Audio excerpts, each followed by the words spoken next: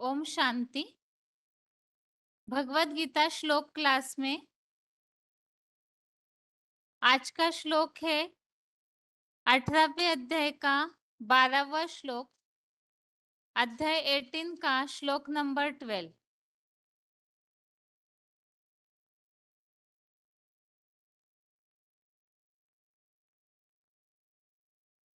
श्लोक है,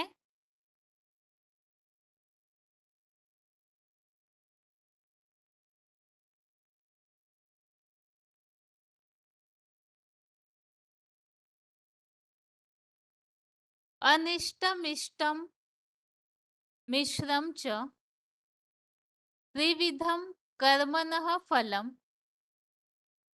भवत्य त्यागिनां प्रेत्य न तु सन्यासिनां क्वचित। श्लोक दोबारा, अनिष्टम इष्टम मिश्रम च त्रिविधम कर्मणः फलम भवत्य त्यागिनां प्रेत्य न तु सन्यासिनां क्वचित। श्लोक का संधि विच्छेद है, अनिष्टम इष्टम मिश्रम च त्रिविधम कर्मणः फलम भवति अत्यागिनां प्रेत्य न तु सन्यासिनां क्वचित।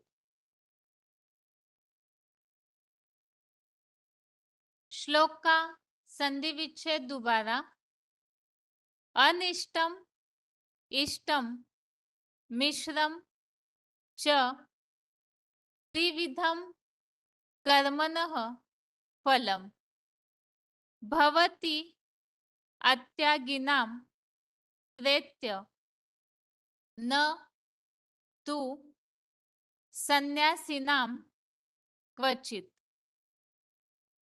शब्दों के अर्थ है, अत्यागिनां अर्थात त्याग न करने वालों को, कर्मणो अर्थात कर्म का, अनिष्टम अर्थात अप्रिय, इष्टम च अर्थात प्रिय, मिश्रम अर्थात मिश्रित, त्रिविधम अर्थात तीन प्रकार का, फलम अर्थात फल, प्रेत्य अर्थात मरकर, भवति अर्थात प्राप्त होता है, तु अर्थात किंतु, सन्यासिनाम अर्थात सन्यासियों को, क्वचित न क्वचित अर्थात कभी भी नहीं होता। श्लोक के शब्दों के अर्थ दोबारा, अत्यागिनाम अर्थात त्याग न करने वालों को, कर्मणः अर्थात कर्म का, अनिष्टम अर्थात अप्रिय, इष्टम अर्थात प्रिय, च अर्थात व, मिश्रम अर्थात मिश्रित, त्रिविधम अर्थात तीन प्रकार का, फलम अर्थात फल, प्रेत्य अर्थात मरकर, भवति अर्थात प्राप्त होता है, तु अर्थात किंतु, सन्यासिनाम अर्थात सन्यासियों को, न क्वचित अर्थात कभी भी नहीं होता।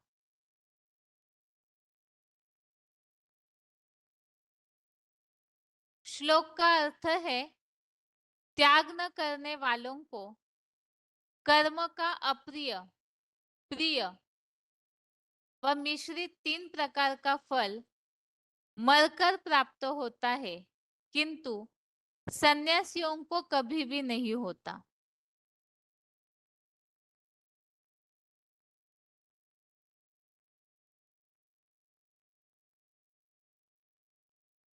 अठारहवें अध्याय में हम यहाँ त्याग के विषय में अभी तक पिछले श्लोकों में जिस तरह से बातों को समझे हैं, वास्तव में त्याग अर्थात हमने अभी तक के श्लोकों में समझा है कर्म फल का त्याग। ईश्वरीय सेवा, दान, तप, इन कर्मों को छोड़ना नहीं चाहिए, त्यागना नहीं चाहिए। इसी के साथ हमने ऐसे समझा कि प्रकृतिगत 3 गुणों के कारण मनुष्य को बरबस होकर के कुछ कर्म, नियत किए हुए कर्म करने पड़ते हैं। तो उन कर्मों का भी हठपूर्वक त्याग नहीं होना चाहिए, क्योंकि उसे तामसी त्याग कहा जाएगा, जो आत्मा के लिए और देह के लिए पीड़ादायी है। अर्थात जैसे तीसरे अध्याय में भी जो बात चल रही है, कुछ सन्यासी ऐसे हैं जो हठपूर्वक अपने इंद्रियों का दमन करते हैं, तो वास्तव में वो मिथ्याचारी है, क्योंकि मन से तो कर्म भोगों को याद करते हैं। तो हठपूर्वक कोई भी नियत किए हुए कर्मों को नहीं त्यागना चाहिए, वो तामसी त्याग है। बाकी वास्तविक त्याग किस बात का होना चाहिए, इसे हमने समझा कि यज्ञ सेवा करते समय विश्व कल्याणकारी कर्म करना चाहिए और ऐसे कर्म के समय कर्म फल का त्याग करना चाहिए। इसी तरह से अध्याय 18 के श्लोक नंबर 10 में जो बात हमने समझी है कि जो सात्विक बुद्धि वाला बुद्धिमान मनुष्य है, वो कोई भी कुशलता रहित कर्मों में द्वेषी नहीं होगा और कुशलता वाले प्रिय कर्मों में ज्यादा आसक्ति वाला भी नहीं होगा। और जो कर्म फल का त्याग करने वाला है, वो वास्तव में असली त्यागी कहा जाता है। तो विश्व कल्याण का कर्म करते समय भी कर्म फल का त्याग जरूरी है। अभी इस आज के श्लोक में जो बात या प्रसंग चल रहा है, उसमें इस बात को स्पष्ट किया है कि त्याग न करने वालों को कर्म का अप्रिय या प्रिय व मिश्रित 3 प्रकार का फल मरकर प्राप्त होता ही है। एक बार इस बात को ठीक से समझने के लिए श्लोक का क्लैरिफिकेशन सहित अर्थ है, कर्म का फल पाने की इच्छा का त्याग न करने वालों को कर्म का बिगड़ा हुआ, अप्रिय, अनचाहा, प्रिय व मिश्रित 3 प्रकार का फल इस दुनिया में देह से मरकर आगे जन्म में अवश्य प्राप्त होता है, किंतु मोक्ष भावी सन्यासियों को कभी भी प्राप्त नहीं होता। तो श्लोक में यह प्रसंग चल रहा है कि वास्तव में त्यागी अर्थात कर्म फल का त्याग करना, लेकिन सभी के लिए ऐसी ज्ञान की पराकाष्ठा नहीं हो पाती जो कर्म फल का त्याग करे। अर्थात कर्म किया और उसके फल की इच्छा न करे, ये सभी के लिए संभव नहीं है। तो ऐसे जो कर्म करते हैं, तो उनके लिए बताया हुआ है ऐसे कर्म करने वालों का, जिन्होंने कर्म फल का त्याग नहीं किया है, तो उनके कर्म का बिगड़ा हुआ, अप्रिय, प्रिय, मिश्रित 3 प्रकार का फल अगले जन्म में अवश्य प्राप्त होता है। अर्थात सर्वसामान्य रीति से जो भी मनुष्य कर्म करते हैं, इतनी गहराई तो सभी को पता नहीं होती है कि कर्म फल का त्याग करना चाहिए। और ऐसे न पता होने के कारण जो भी कर्म करते हैं, इस दुनिया का नियम है, कर्म की थ्योरी है कि इस जन्म में जो भी कर्म का बीज बोया है, अर्थात जैसे कर्म किया है, तो वैसे उसकी प्राप्ति जरूर होगी। तो इसी बात को यहाँ स्पष्ट किया है कि कर्म का अप्रिय, बिगड़ा हुआ फल, अर्थात अगले जन्म में जैसे न चाहते हुए भी ऐसी अनचाही प्राप्ति होना, और प्रिय अर्थात जैसा चाहा वैसा फल, और मिश्रित ऐसे अलग अलग प्रकार की प्राप्तियां अगले जन्म में होती है। लेकिन सन्यासियों को कभी भी प्राप्त नहीं होता क्योंकि वो मोक्ष के इच्छुक होते हैं। ये श्लोक का अर्थ है, यहाँ मूल बात ये बताई जा रही है कि कर्म का फल जो है वो अगले जन्म में प्राप्त होता है। इस प्रसंग में मुरलियों में अलग अलग प्रकार की बातें हम समझते हैं, जैसे कि इस जन्म में कोई दान पुण्य करते हैं तो अगले जन्म में उनको वैसी ही प्राप्ति होती है। कर्म की थ्योरी जो है वो बहुत गहन है। इस प्रसंग में ही हमने जैसे चौथे अध्याय में कर्म की थ्योरी के प्रसंग में काफी सारे श्लोक ऐसे समझे हैं कि कर्म की थ्योरी को लेकर के बहुत सारे विद्वान पंडित जो है वो भी चकरा जाते हैं।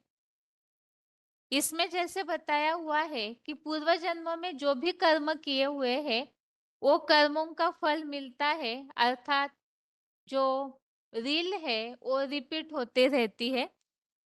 इसमें जैसे कि अध्याय 4 का श्लोक नंबर 15 में इस बात को बताया हुआ है, एवं ज्ञात्वा कृतम कर्म पूर्वेरपि मुमुक्षुभिः कुरु कर्मेव तस्मात् त्वं पूर्वे पूर्वतरम कृतम। यहाँ तो खास करके अनेक बार जो भी पूर्व कल्प में कर्म किए हुए हैं उसकी हुबहू रिपीट पुनरावृत्ति होती है, ये प्रसंग बताया हुआ है। बाकी कर्म का स्वरूप जो है उसे जान करके अशुभ कर्मों से मुक्त हो जाते हैं, ऐसे अध्याय 4 के श्लोक नंबर 16 में जो बात बताई हुई है। और कर्म का फल प्राप्त होता है, तो कैसे कर्म करने से कैसा फल प्राप्त होता है इसे जानने के लिए कर्म की जो गति है, अर्थात कर्म, अकर्म और विकर्म, ये तीनों गति को जानना चाहिए क्योंकि कर्म की गति गहन है, इसे बताया हुआ है। और यहाँ आज के श्लोक में प्रसंग थोड़ा सा अलग इस तरह से है कि कर्म जो भी करते हैं, अगर कर्म फल का त्याग नहीं किया तो जो भी कर्म है उसका फल प्रिय अप्रिय, अर्थात चाहा हुआ फल चाहे अनचाहा हुआ फल, बिगड़ा हुआ फल, ऐसे अलग अलग प्रकार के फलों की प्राप्ति अगले जन्म में जरूर होती है। वो किस तरह से उसे आगे मुरली में आए हुए उल्लेखों से हम समझेंगे। इसके पहले श्लोक का उच्चारण।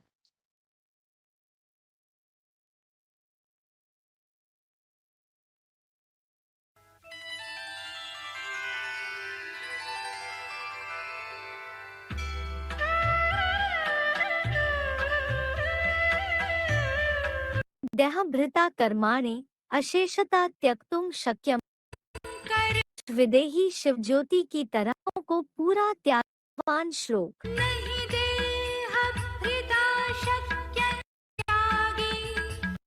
मफल का त्यागी है, सत्यागी है, किंतु जो देहधारी विश्व कल्याणार्थ कर्म की यथार्थ में त्यागी है, ऐसे कहा जाता है। अध्याय 18 का 12वां श्लोक।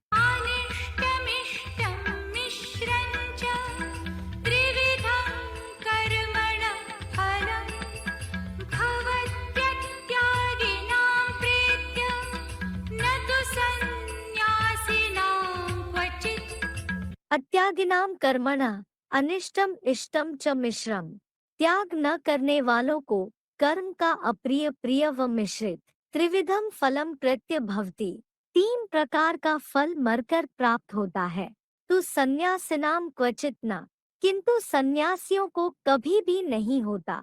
अत्यागिनाम कर्मणः अनिष्टम इष्टम च मिश्रम त्रिविधम फलम प्रत्यभवति, तो संन्यासिनाम क्वचित न। भावार्थ, कर्म का फल पाने की इच्छा का त्याग न करने वालों को कर्म का बिगड़ा हुआ, अप्रिय अनचाहा, प्रिय व मिश्रित 3 प्रकार का फल इस दुनिया में देह से मरकर आगे जन्म में अवश्य प्राप्त होता है, किंतु मोक्ष भावी सन्यासियों को कभी भी प्राप्त नहीं होता। अध्याय 18 का गीता के 5वें अध्याय के 25वें श्लोक का सर्वभूत हिते रता ही यथार्थ में त्यागी है, ऐसे कहा जाता है। अध्याय 18 का 12वां श्लोक।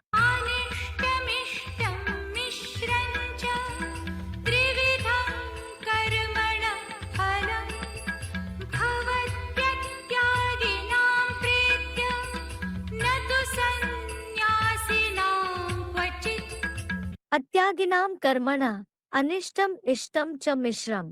त्याग न करने वालों को कर्म का अप्रिय प्रिय व मिश्रित त्रिविधम फलम प्रत्य भवति। तीन प्रकार का फल मरकर प्राप्त होता है। तो संन्यासिनाम क्वचित न, किंतु सन्यासियों को कभी भी नहीं होता। अत्यागिनाम कर्मणा अनिष्टम इष्टम च मिश्रम त्रिविधम फलम प्रत्य भवति। तो सन्यासिनाम क्वचित न भावार्थ, कर्म का फल पाने की इच्छा का त्याग न करने वालों को कर्म का बिगड़ा हुआ अप्रिय अनचाहा प्रिय व मिश्रित तीन प्रकार का फल इस दुनिया में देह से मरकर आगे जन्म में अवश्य प्राप्त होता है, किंतु मोक्ष भावी सन्यासियों को कभी भी प्राप्त नहीं होता। अध्याय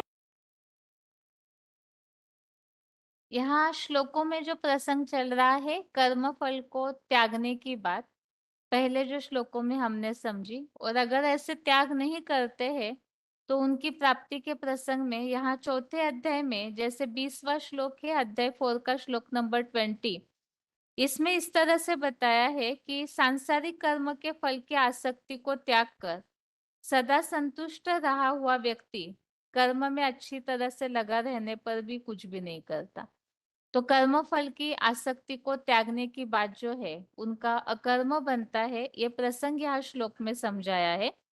और इसी तरह से जो पूरी तरह से सब प्रकार के स्वामित्व का त्यागी अर्थात कर्म फल को जो त्यागने वाला है वो फिर पाप को भी प्राप्त नहीं होता। बाकी जो कर्म फल के त्याग को नहीं करते हैं तो उस प्रसंग में आज के श्लोक में बताया हुआ है उन्हें तीन प्रकार का अलग अलग प्रकार का चाहे प्रिय अप्रिय चाहे मिश्रित अलग अलग प्रकार का फल प्राप्त होता है। तो कर्मों का फल किस तरह से अगले जन्म में जाके प्राप्त होता है उस प्रसंग में यहाँ पॉइंट लिया हुआ है। VCD number 864, VCD number 864, 23 minutes के बाद से लिया हुआ पॉइंट। मुख से कहते कुछ और हैं और करते कुछ और हैं, तो सर्विस होगी या फिर सर्विस होगी? कोई बादशाह बनते हैं तो जरूर अच्छे कर्म किए होंगे, ये तो कोई भी समझा सकेंगे, समझ सकते हैं ये राजा रानी बनने वाले हैं, ये दास दासियां बनने वाले हैं।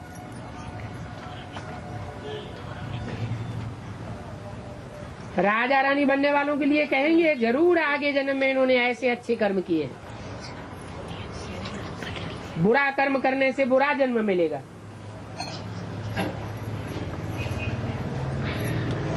तो जन्म जन्मांतर ये कर्म की गुही गति चलती रहती है। अभी बाप तुमको अच्छा कर्म सिखला रहे हैं, वहां भी ये जरूर समझेंगे अगले जन्मों के कर्मों के अनुसार ऐसे बने। कहाँ कहाँ समझेंगे?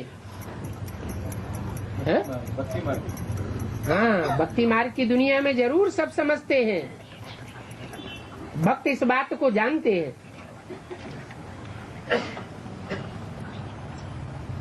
बाकी क्या कर्म किए हैं वो बेचारे नहीं जानते। कर्म गाए जाते हैं ना, जितना जो अच्छा कर्म करता है उतना ऊंच पद पाता है। ऊंच कर्मों से ही ऊंच बनेंगे, और ऊंच कर्म करना ऊंच से ऊंच बाप का ही काम सिखाना है। अच्छे कर्म नहीं करते हैं तो फिर झाड़ू लगाते हैं।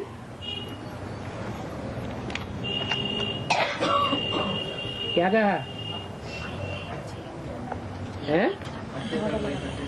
अच्छे कर्म नहीं करते हैं तो फिर झाड़ू लगाते हैं। झाड़ू क्या करता है? कीड़े मकोड़ों को साफ कर देता है, भगाई देता है, फिर बढ़िया ढोते रहते हैं। उनको कर्मों का फल तो कहेंगे ना। ये कर्मों की थ्योरी चलती ही रहती है। श्रीमत से अच्छे कर्म होते हैं, मनमत और मनुष्य मत से बुरे कर्म होते हैं।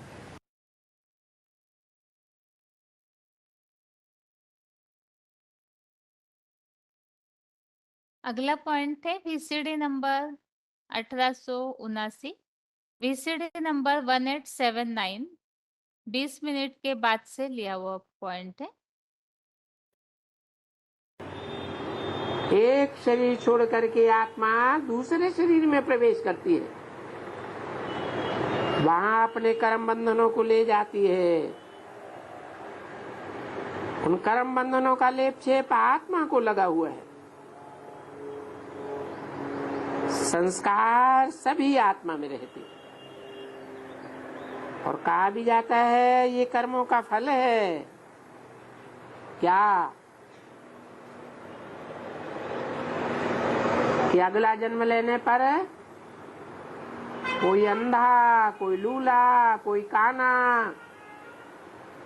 कैसे कैसे शरीर वाले जन्म लेते हैं। अब ये कौन से कर्मों का फल है? जरूर कहेंगे पास्ट जन्म के कर्मों का फल है। पास्ट जन्म में जो पास्ट का शरीर था, उस शरीर से ऐसे ऐसे कर्म किए। पास्ट जन्म के अच्छे व बुरे कर्मों का फल, जैसे अच्छा बुरा काम करते हैं वैसा भोगते हैं अगले जन्म में।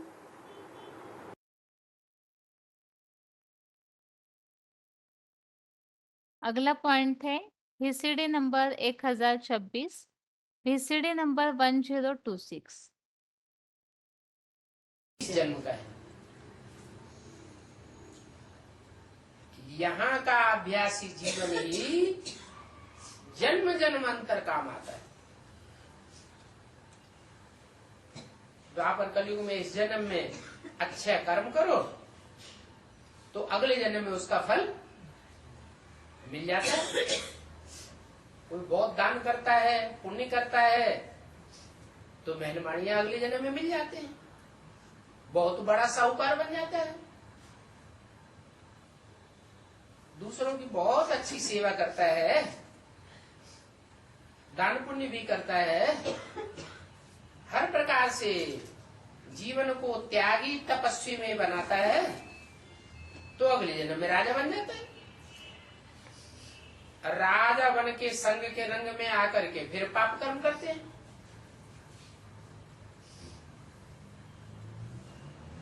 तमो प्रधान दुनिया की राजा है या सतो प्रधान दुनिया की? तमो प्रधान रजो प्रधान दुनिया के राजा हैं, तो पाप भी वैसे ही करते हैं, तो फिर नीचे गिरते हैं।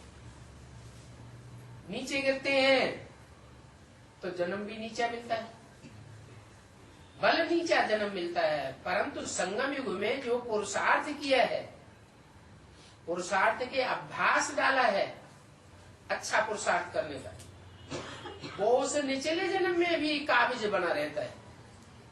फिर तेजी से पुरुषार्थ करते हैं, फिर अगले जन्म में ऊंच पद पाते हैं। कोई कोई तो का तो पुरुषार्थ ऐसा होता है जैसे बाबर, जैसे महारानी विक्टोरिया का वजीर, एक ही जन्म में पुरुषार्थ करके ऊंचे ते ऊंचा पद पाई लेते हैं। तो मुख्य क्या चीज हुई? पुरुषार्थ मुख्य है। ये पुरुषार्थ, ये अभ्यास अब ही बाप आकर के सिखाते हैं। क्यों? क्योंकि द्वापर कलयुग में तो पुरुष मना क्या होता है ये कोई बताता ही नहीं और जानता ही। श्लोक में यहाँ जो प्रसंग चल रहा है अगले जन्मों में प्राप्ति का, इस प्रसंग में जैसे मुरली में और एक बात आती है कि जैसे जैसे संकल्पों की तीव्रता होती है उस आधार से प्राप्ति होती है। अर्थात कर्म जो भी किया उसके प्रति फल की अपेक्षा रखते हैं, तो उसमें जो संकल्प की गति चलती है उसी आधार से प्राप्ति होती है। इसमें VCD नंबर 3, VCD नंबर 3 इसमें इस तरह से बात बोली हुई है कि संगम युग प्रत्यक्ष फल पाने का युग है, तो पुरुषार्थ की तीव्रता होनी चाहिए। बाकी द्वापर युग से जो कर्म करते हैं उनका नियम यह है कि जो कर्म बहुत तीव्र गति से किया जाता है, तीव्र इच्छा शक्ति से किया जाता है, उसका फल तुरंत अगले जन्म में मिलता है। जो कर्म धीमी गति से किए जाते हैं, साधारण इच्छा शक्ति से किए जाते हैं, उन कर्मों का फल कई जन्मों के बाद भी मिल सकता है। यह प्रसंग ये चल रहा है कि जो कर्म फल को त्यागते नहीं है, मतलब कर्म किया तो उसके फल की, उसके रिजल्ट की अपेक्षा रखते हैं, अर्थात ऐसे संकल्प करते हैं प्राप्ति का, तो उनके उस संकल्प की तीव्रता के आधार से उन्हें अगले जन्म में प्राप्ति होती है। ये पॉइंट अभी जो पढ़ा है वीसीडी नंबर 3, वीसीडी नंबर 3, एक बार पॉइंट दोबारा। संगम युग प्रत्यक्ष फल पाने का युग है, तो पुरुषार्थ की इतनी तीव्रता होनी चाहिए। वैसे भी द्वापर युग से जो कर्म करते हैं उनका भी नियम यही है, जो कर्म बहुत तीव्र गति से किया जाता है, तीव्र इच्छा शक्ति से किया जाता है, उसका फल तुरंत अगले जन्म में मिलता है। जो कर्म धीमे गति से किए जाते हैं, साधारण इच्छा शक्ति से किए जाते हैं, उन कर्मों का फल कई जन्मों के बाद भी मिल सकता है। तो यहाँ कर्म फल को न त्यागने वालों का रिजल्ट बताया हुआ है।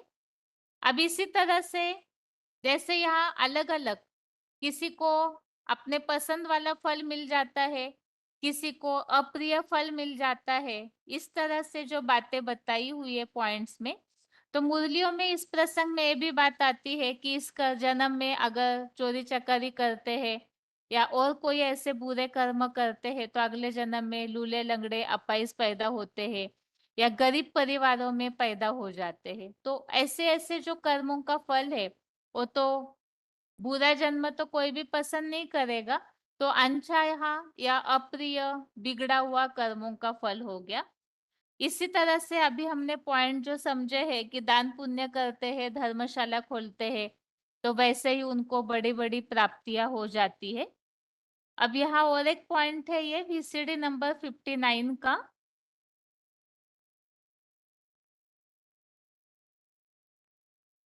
ईश्वर अर्थ जो दान पुण्य करते हैं, तो उसका रिटर्न इस पुरानी सृष्टि में अल्पकाल के लिए मिल जाता है।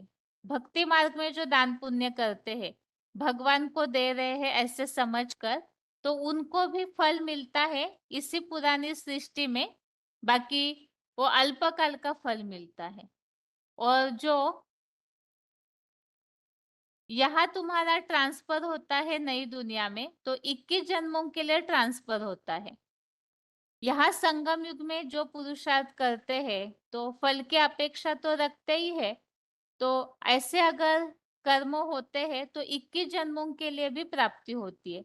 श्लोक में जो बात आई है मिश्रित फल की, तो किस तरह से अलग अलग प्रकार की प्राप्तियां होती है अगले जन्मों में, तो उस प्रसंग में यहाँ बताया हुआ है कि जो भक्ति मार्ग में करते हैं उनका अल्पकाल का प्राप्त होता है, और पुरुषोत्तम संगम युग में जो करते हैं ईश्वरीय सेवार्थ, तो उनको नई दुनिया में 21 जन्मों के लिए उनका फल ट्रांसफर होता है।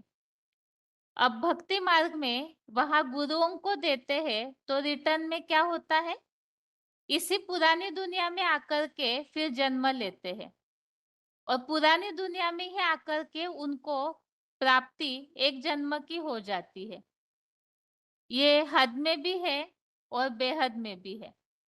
अब इस जन्म में बहुत बड़ी धर्मशाला बनाई, तो अगले जन्म में क्या मिल जाएगा, अगले जन्म में राजा बन जाएंगे, महल माड़िया अटारिया मिल जाएगी। ये तो स्थूल बात हो गई। यह बेहद में कोई बहुत ध्यान देते हैं तो उनको बहुत मान मर्तबा मिल जाता है, लेकिन वो एक जन्म के लिए मिलता है या 21 जन्मों के लिए, एक जन्म के लिए। अर्थात यहाँ अगर कोई दान पुण्य वगैरह करते हैं तो उनको एक जन्म के लिए मान मर्तबा मिलेगा, बाकी पुरुषोत्तम संगम युग में जो दान पुण्य करते हैं, तो बताए यहाँ तुम्हारा ट्रांसफर होता है नई दुनिया में 21 जन्मों के लिए।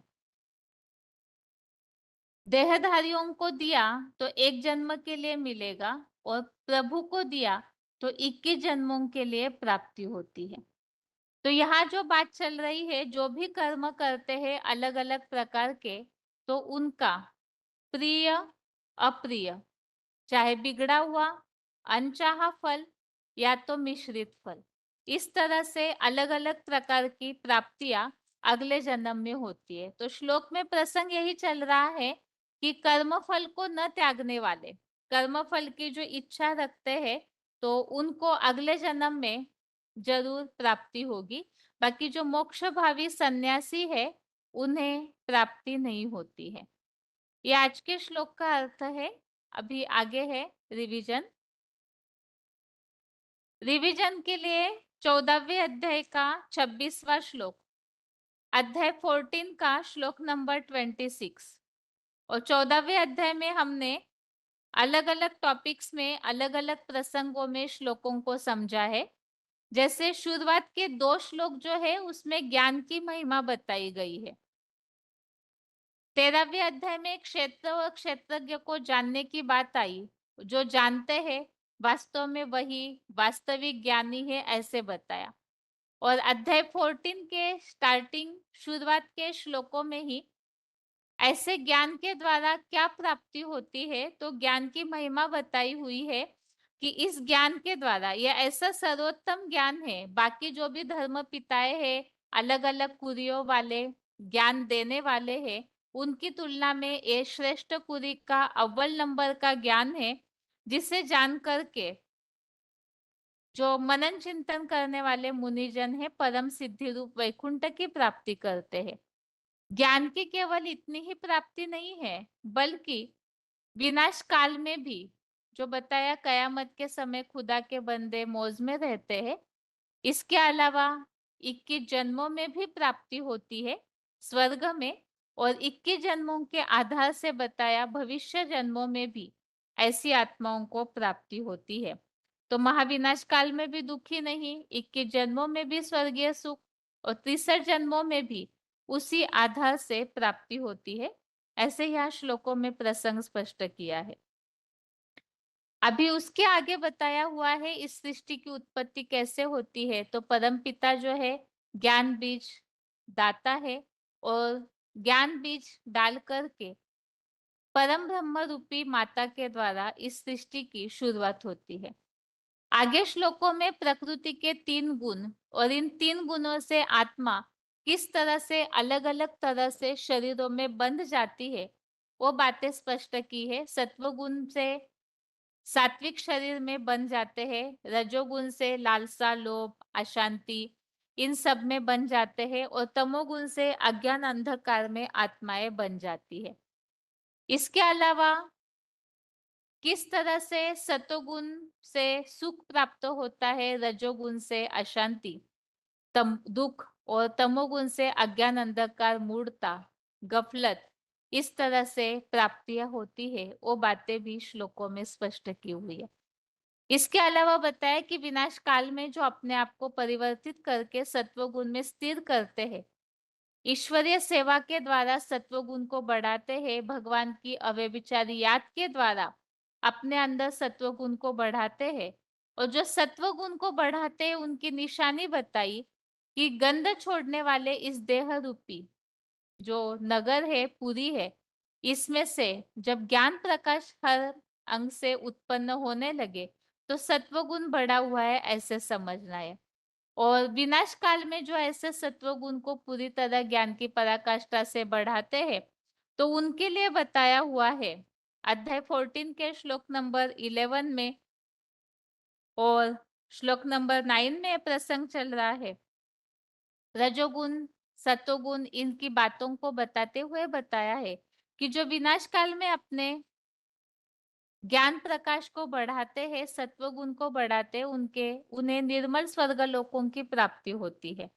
और बाकी जो इस तरह से नहीं करते हैं, रजोगुण में स्थिर रहते हैं, तो उन्हें द्वापर युगी राक्षसी युग में, और जो तमोगुण में ही स्थिर रहते हैं, अपने तमोगुण को परिवर्तन नहीं कर पाते, तो उन्हें मूढ़ भाव वाले अंधकार वाले कलयुगी दुनिया में आना पड़ता है। इसीलिए बताया सत्वगुण में स्थिर वाले होने वाले ऊपर, रजोगुण में स्थिर होने वाले बीच में, और तमोगुण में स्थिर होने वाले नीचे घोर कलयुग में अधोगति की प्राप्ति करते हैं। इसीलिए बताया है कि इन 3 गुणों को पूरी तरह से पार करना चाहिए और जो पार कर जाते हैं उनके लिए खास बताया हुआ है वो इन गुण संघात से परे, अर्थात जिसको भी देखेंगे तो वो अगर कोई इन गुणों से प्रभावित है तो उससे द्वेष नहीं करेगा। इन गुणों से जो परे है सूर्यवंशी क्वालिटी की आत्माएं, उनसे आसक्ति भी नहीं रखेगा।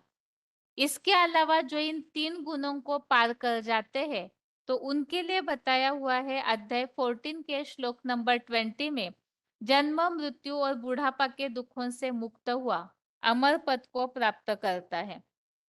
और इसके अलावा बताया हुआ है अध्याय 14 के श्लोक नंबर 21 से, इन 3 गुणों को जो पार कर जाता है उनके लक्षण क्या होते हैं, जिसके लिए बताया हुआ है उनका आचरण कैसे होता है। अर्जुन भगवान से पूछ रहे हैं वो कैसे इन 3 गुणों को, प्रकृति के गुणों को पार करता है। श्लोकों में प्रसंग समझते समय हमने इस बात को समझा है, प्रकृति के 3 गुणों को पार करना अर्थात ही मुरली में बाबा ने बताया है देह भान को नष्ट करना। प्रकृति के 3 गुण अर्थात देह भान में मनुष्य संकल्पों के द्वारा उलझ जाते हैं तो उन्हें पार करना है, अर्थात देह भान से परे होकर सत्व गुण में स्थिर होना, अर्थात आत्मज्योति बिंदु की स्थिति में स्थिर होना। इस प्रसंग में हमने अध्याय 2 का जो श्लोक समझा है, त्रैगुण्य विषया वेदा निश्चय गुण्य भवार्जुन। इस श्लोक में इस बात को बताया हुआ है, निर्द्वंद्व नित्य सत्वस्थो निर्योग क्षेम आत्मवान। इस श्लोक में ये बात बताई हुई है कि प्रकृति के इन 3 गुणों को के भावों से रहित जो नित्य सत्व गुण में स्थिर होता है, तो सत्व गुण में स्थिर होना अर्थात बताया आत्मस्थिति वाला बन जा। यहाँ बताया है निर्द्वंद्व अर्थात द्वंद्व से परे होना और नित्य सत्वस्थ भाव अर्थात सत्व गुण में पूरी तरह स्थिर होना, जिसके लिए बताया है निश्चय गुण्यो भव अर्जुन। अर्जुन को भगवान ने बताया है निश्चय गुण्य अर्थात इन 3 गुणों के भावों से रहित बन जा, अर्थात ही आत्मवान अर्थात आत्म बिंदु वाली स्थिति वाला बन जा। तो इन 3 गुणों के भावों से परे होना अर्थात आत्मिक स्थिति में पूरी तरह आत्म ज्योति बिंदु की स्थिति में निरंतर टिकना। तो ये प्रसंग यहाँ स्पष्ट किया हुआ है। अभी आगे आज के श्लोक को हम समझते हैं कि इन 3 गुणों से पार होने के लिए और क्या पुरुषार्थ बताया हुआ है, क्योंकि उनके लक्षण तो बताए हैं कि उदासीन की भांति साक्षी दृष्टा होकर के रहता है। इसके अलावा न द्वेष करता है, न किसी से कोई आकांक्षा करता है, समान स्थिति में रहता है। जो कई सारे श्लोक ऐसे गीता में आए हैं, सुख दुख में समान, मान अपमान, जय पराजय, लाभ हानि, निंदा स्तुति में समान। कैसे भी प्रिय अप्रिय आत्माएं संबंध संपर्क में आए तो भी उनसे ईर्ष्या द्वेष या आसक्ति नहीं रखना। तुल्य प्रिया प्रियो धीर, तुल्य निंदात्म संस्तुति, ऐसे श्लोक में शब्द आया हुआ है। तो सांसारिक कर्मों का पूरी तरह से परित्याग करके जो ईश्वरीय सेवा में ही पूरी तरह से लगे हुए और गुण संघात से परे विष्णु लोकवासी वैकुंठ के लिए योग्य हो जाते हैं। अभी किस तरह से पार करना है उसका मुख्य पुरुषार्थ जो है वो इस अध्याय 14 के श्लोक नंबर 26 में स्पष्ट किया है। श्लोक है, माम च यो अव्यभिचारेण भक्ति योगेन सेवते सगुणान समति एतान ब्रह्म भुवाय कल्पते। श्लोक दोबारा, माम च यो अव्यभिचारेण भक्ति योगेन सेवते सगुणान समति एतान ब्रह्म भूयाय कल्पते। अर्थात जो मुझ रुद्र ज्ञान यज्ञ पिता की मामेकम वाली अव्यभिचारी भावना से सदा ही योग युक्त सेवा करता है, वह प्रकृति के इन दुस्तर गुणों को श्रीमत से सहज सहज संपूर्ण पार करके सदा सत्वस्थ एकमात्र ऊर्ध्वमुखी परम ब्रह्म के लिए योग्य है। तो श्लोक में प्रसंग चल रहा है, किस तरह से इन 3 गुणों को पार करना है। तो बताया रुद्र ज्ञान यज्ञ पिता शिव बाबा की मामेकम वाली अव्यभिचारी भावना से सदा ही योग युक्त सेवा। सेवा तो करते हैं, लेकिन उसमें कई बार व्यभिचारी भावनाएं मिक्स हो जाती है। कर्म फल की इच्छा रखते हैं या तो देहभान में आकर के सेवा करते हैं, और इनकी कई सारी निशानियां भी बाबा ने मुरलियों में बताई है।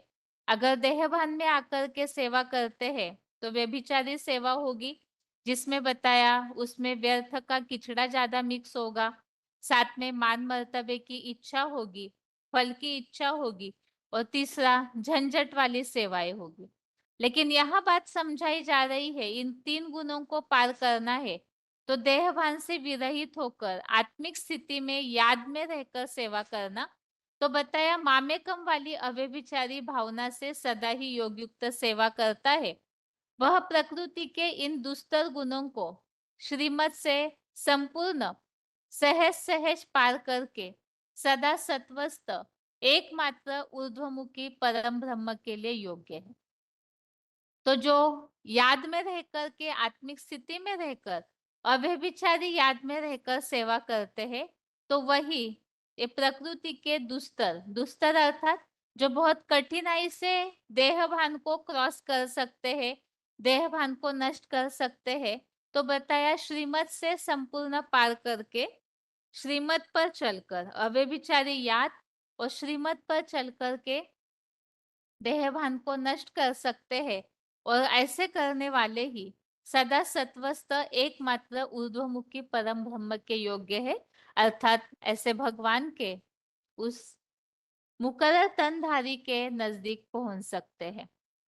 इस प्रसंग में यहाँ ये बात बताई है, यहाँ प्रकृति और माया, मुरलियों में देहभान को ही माया भी कहा है, रावण भी कहा जाता है। तो ऐसे प्रसंग में ये पॉइंट लिया है VCD नंबर 1369 1369। याद के लिए बताया है मन मद भव का महामंत्र है, अर्थात माया को वशीभूत करने का मंत्र है। तो मन मना भव और मध्याजी भव ये 2 मंत्र ब्राह्मणों को दिए हैं, और इन मंत्रों का जितना प्रयोग करते हैं तो बताया याद और सेवा का जो डबल लॉक लगाते हैं तो उससे माया आ नहीं सकती। माया को वशीभूत करने का मंत्र है, वहां तो सारी प्रकृति तुम्हारी दासी बन जाती है। तो मूल लक्ष्य है स्वर्ग में पहुंचना है, तो आत्मिक स्थिति धारण करके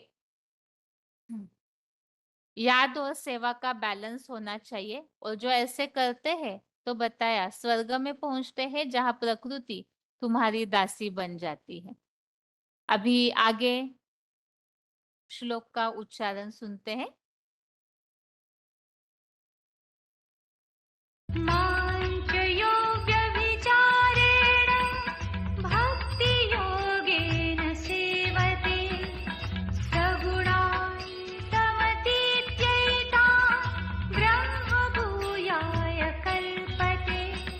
और जो मुझ रुद्र ज्ञान यज्ञ पिता शिव बाबा की मामेकम वाली अव्यभिचारी भावना से सदा ही योगयुक्त सेवा करता है, वह प्रकृति के इन दुस्तर गुणों को श्रीमत से सहज सहज संपूर्ण पार करके सदा सत्वस्थ एकमात्र ऊर्ध्वमुखी परमब्रह्म के लिए योग्य है।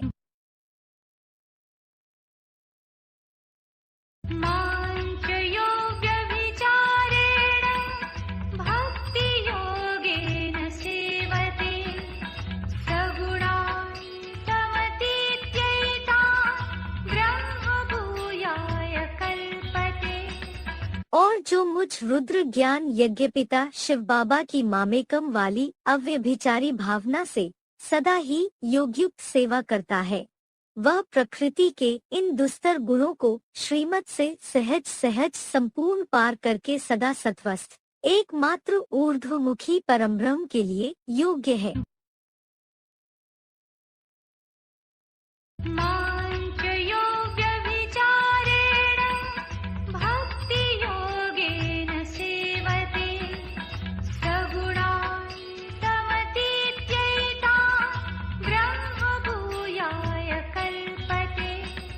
और जो मुझ रुद्र ज्ञान यज्ञपिता शिव बाबा की मामेकम वाली अव्यभिचारी भावना से सदा ही योगयुक्त सेवा करता है, वह प्रकृति के इन दुस्तर गुणों को श्रीमत से सहज सहज संपूर्ण पार करके सदा सत्वस्थ एकमात्र ऊर्ध्वमुखी परमब्रह्म के लिए योग्य है। श्लोक में जो बात आई है, अव्यभिचारी भावना से सेवा करने वाले इन दुस्तर गुणों को पार करते हैं, इसी प्रसंग में इसमें पॉइंट पूछा हुआ है।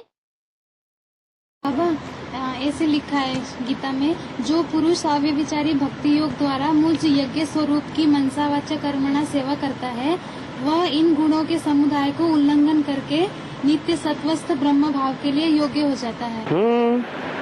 ईश्वरीय सेवा जो तन मन धन समय संपर्क संबंध की बाजी लगाकर करेगा, अपनी हड्डी हड्डी ईश्वरीय सेवा में स्वाहा करेगा, वो त्रिगुणातीत हो जाएगा। जैसे शिव बाबा त्रिगुणातीत है, सत्य रज तम 3 गुणों से भी अतीत है, ऐसे ही हो जाएगा।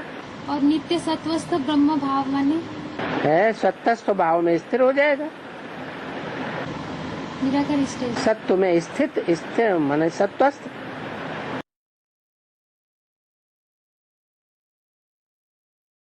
अभी आगे है, श्लोक में जो बात आई है मामेकम की अव्यभिचारी योग युक्त सेवा, तो ये किस तरह से होनी चाहिए, इस प्रसंग में पॉइंट है VCD number 196, VCD number 196, 23 minute 23 minutes के बाद से लिया हुआ पॉइंट। चंचल बुद्धि किसकी जास्ती बनती है? जो जास्ती पतित बनते हैं उनकी बुद्धि भी चंचल बनती है। तो जो जास्ती चंचल बुद्धि बनते हैं, पतित बुद्धि बनते हैं, मैं उन्हीं को आकर के उठाने आया हूं। तो इस बात में हंक नहीं होना चाहिए। किस बात में? कि मैं तो बहुत पतित हूं, मैं तो बहुत चंचल हूं। नहीं, बाप आया ही है पतितों को पावन बनाने के लिए। सिर्फ माम एकम याद करो। क्या शर्त क्या रख दी? सर्विस बहुतों की करो, सेवा भला अनेकों की करो, लेकिन कहीं भी बुद्धि का लगाव फंसना नहीं चाहिए। जिनकी सेवा करो उनकी सेवा की और उसको दे दिया।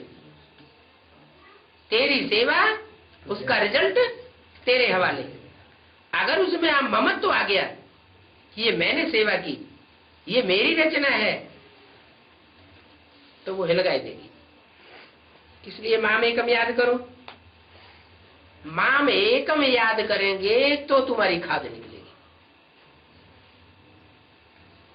याद तो करते हैं, लेकिन थोड़ा बाबा को भी याद करते हैं, थोड़ा थोड़ा दूसरों में भी बुद्धि जाती है, तो व्यभिचारी याद हो जाती है।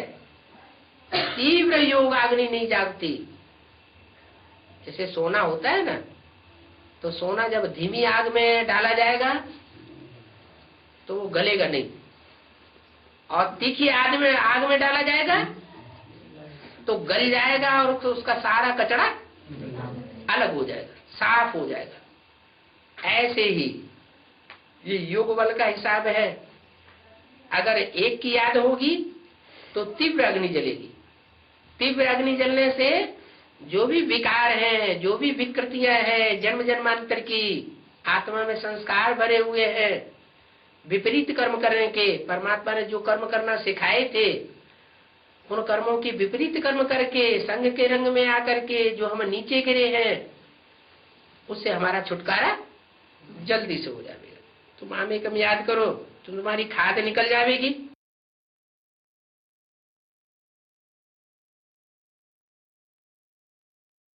अगला पॉइंट है योग युक्त सेवा अर्थात क्या। VCD नंबर 139, 28 मिनट्स के बाद से लिया हुआ पॉइंट।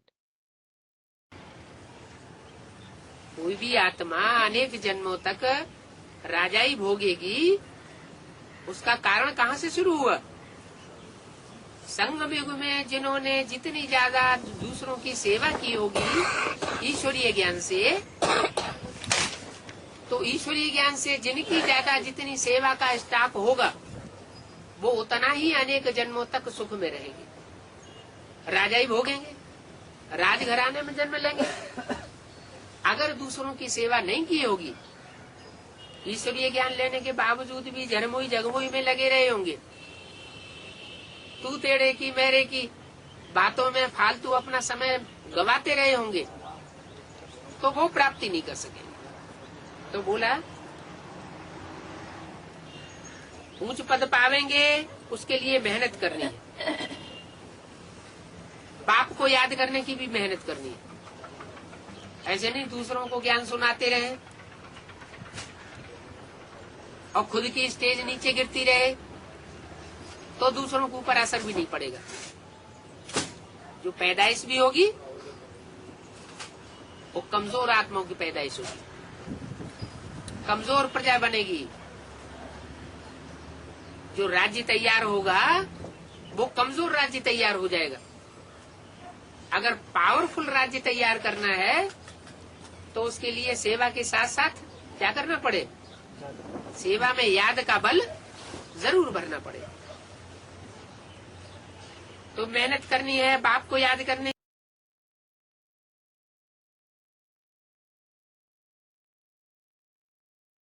ये पॉइंट है श्रीमत पर चलने पर, जो बात आई है श्रीमत पर चलने से दुस्तर गुणों को पार कर सकते। तो श्रीमत पर चलने से किस तरह से पार करके स्वर्ग तक पहुंचते हैं वो बात यहाँ बताइए। वीसीडी नंबर है 1004, वीसीडी नंबर 1004। मनुष्य है नंबरवार भ्रष्ट मत वाले, नंबरवार भ्रष्टाचारी, बुद्धि भ्रष्ट बन गई है। अभी हमको मिलती है ऊंचते ऊंच बाप की श्रीमत, तो श्रीमत पर चलने के लिए अब हम अपने को पक्का कर चुके हैं, क्योंकि हमें श्रेष्ठ से श्रेष्ठ देवता बनना है और मनुष्य को देवता सिवाय भगवान की और कोई बना ही नहीं सकता। हम यही सेवा करते हैं, क्या मनुष्य को देवता बनाने की सेवा करते हैं। ईश्वरीय मत पर चलो तो तुम्हारे सभी विकर्म विनाश हो जाएंगे और तुम देवता बन जाएंगे। बाप की ही ये श्रीमत है कि ऊंचते ऊंचे देवता बनने के लिए मुझे ऊंचते ऊंचे एक बाप को याद करो। षष्ठी का चक्र जो समझाते हैं ये भी ऊंचते ऊंचे बाप की मत है। तुम भी पवित्र बनेंगे और बाप को याद करेंगे तो बाप कहते हैं मैं साथ ले जाऊंगा। आगे श्लोक में जो बात चल रही है दुस्तर, जो बताया प्रकृति के इन दुस्तर गुणों को पार कर सकते, तो दुस्तर इस शब्द का अर्थ इस पॉइंट में बताया हुआ है। VCD number 2662, VCD number 662, 30 minutes के बाद से लिया हुआ पॉइंट। हाँ कि माया बड़ी पहलवान और उस जो लड़ाई लड़ने वाला बाबा का बच्चा कमजोर लुंजुम पुंजुम। समझा नहीं इस बात को? देखो किसको है माया से लड़ाई लड़ते लड़ते कशिश आ गई है, झट उनको कशिश आ जाती है। समझा ना? किसकी कशिश आ गई है?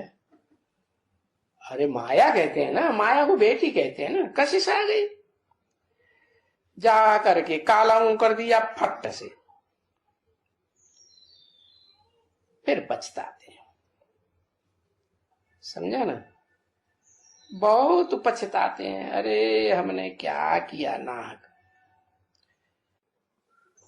तो ऐसे भी हैं, है ऐसे नहीं समझना कि हाँ है बाबा के पास आने वाले बच्चे है, ऐसे नहीं है।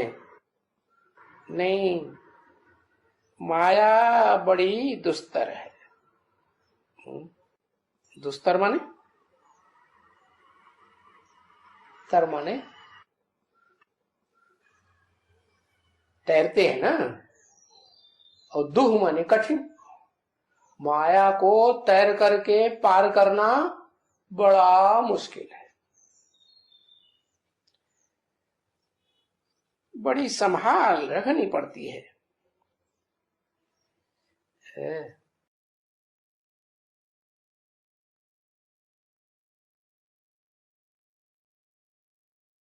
आगे VCD number 1040, VCD number 1040, 58 minutes के बाद से लिया हुआ पॉइंट।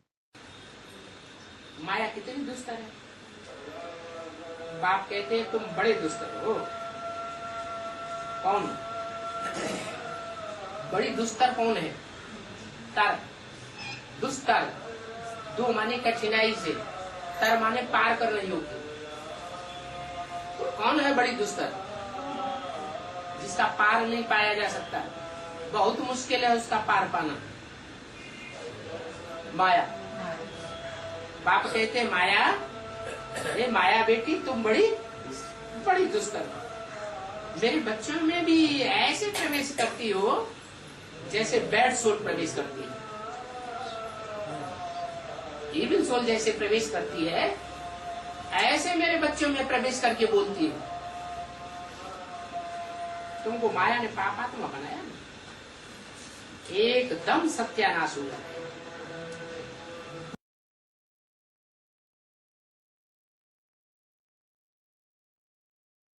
इस तरह से 14वें अध्याय के 26वें श्लोक में हमने इस बात को समझा है, प्रकृति के 3 गुणों को, जो दुस्तर गुण है अर्थात कठिनाई से इस प्रकृति के 3 गुणों को पार कर सकते हैं। देहभान पर जीत पाना वैसे भी कठिन है, जो मुरलियों में बाबा बोलते हैं कि 63 जन्मों से सबको प्रैक्टिस हुई है देहभान में रहने की, तो इस कारण से इन्हें पार करना मुश्किल है। लेकिन जो अव्यभिचारी याद और योग युक्त सेवा करते हैं, तो उसी से ही देहभान से पार जा सकते हैं, अर्थात इन दुस्तर प्रकृति के गुणों को पार करके नित्य सत्वस्थ भाव अर्थात सत्व भाव में, सात्विक भाव ने आत्मिक स्थिति में टिकना, और ऐसे टिकने वाले परम ब्रह्म के लिए योग्य है, अर्थात भगवान के नजदीक पहुंच सकते हैं। तो इसके लिए बताया याद और सेवा, इन दोनों का डबल लॉक, जिसके लिए ही भगवत गीता में मन मना भव और मध्याजी भव का मंत्र दिया है, जिस मंत्र के द्वारा ही लक्ष्य तक पहुंच सकते हैं। अभी आज का 11वें अध्याय 18वें अध्याय के 12वें श्लोक को एक बार रिवाइज करके आज का क्लास पूरा करते हैं। श्लोक है, अनिष्टम मिष्टम मिश्रम च त्रिविधम कर्मणः फलम भवत्य त्यागिनां प्रेत्य न तु सन्यासिनां क्वचित। श्लोक दोबारा, अनिष्टम मिष्टम मिश्रम च त्रिविधम कर्मणः फलम भवत्य त्यागिनां प्रेत्य न तु सन्यासिनां क्वचित। अर्थात कर्म का फल पाने की इच्छा का त्याग न करने वालों को कर्म का बिगड़ा हुआ अप्रिय, अनचाहा, प्रिय व मिश्रित 3 प्रकार का फल इस दुनिया में देह से मरकर आगे जन्म में अवश्य प्राप्त होता है, किंतु मोक्ष भावी सन्यासियों को कभी भी प्राप्त नहीं होता। तो श्लोक में ये बात स्पष्ट की हुई है कि जो कर्म फल की इच्छा रखते हैं कर्म फल को त्यागा नहीं है, तो ऐसे जो भी कर्म करते हैं, उनका जो फल है, उनको अगले जन्म में ज़रूर मिलता है। बाकी जो सन्यासी है, उन्हें प्राप्त नहीं होता। आज के क्लास में हमने 2 श्लोकों को अर्थ समझा है। एक तो रिवीजन में अध्याय 14 का श्लोक नंबर 26, जिसमें अव्यभिचारी याद के द्वारा और श्रीमत पर चल कर के ही प्रकृति के 3 गुणों को पार कर सकते हैं। योग युक्त सेवा और श्रीमत, इसी से ही प्रकृति के गुणों को पार कर सकते हैं और परम ब्रह्म के नजदीक पहुंच सकते हैं। और कर्म फल का जो त्यागी नहीं है, उनको भी अगले जन्म में प्राप्ति होती है, लेकिन सन्यासियों को नहीं। ये 18वें अध्याय के इस श्लोक में हमने समझा। इसके साथ ही आज के लिए गीता क्लास यहाँ ही पूरा करते हैं। ओम शांति।